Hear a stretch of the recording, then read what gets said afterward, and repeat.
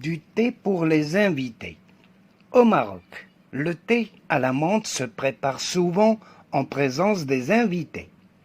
Selon les familles, c'est le mari ou la femme qui se charge de cette préparation.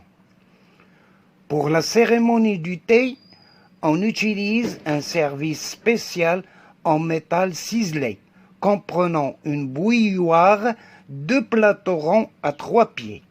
Sur le premier, on dispose des verres gravés et une théière.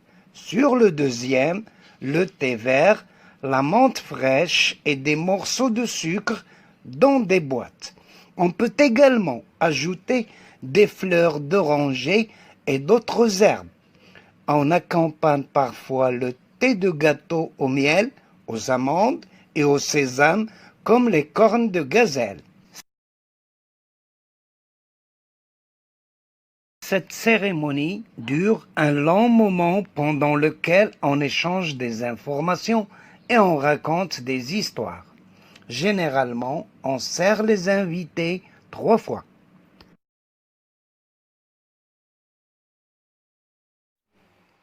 Lecture du thé pour les invités. Selon toi, de quoi va parler le texte? Entoure la bonne réponse.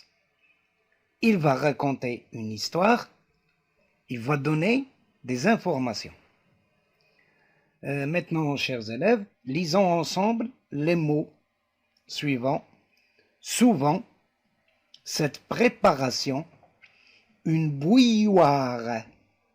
Je répète, une bouilloire, une théière, d'autres herbes en accompagnent.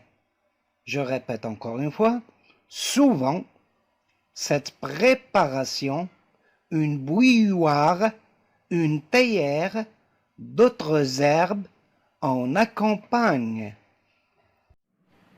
Voyons maintenant, chers apprenants, l'explication de quelques mots. Prenons par exemple ciselé, qui veut dire avec un dessin gravé grâce à des outils. Une bouilloire, c'est un récipient où on fait bouillir l'eau. Gravé veut dire creuser grâce à un outil pointu.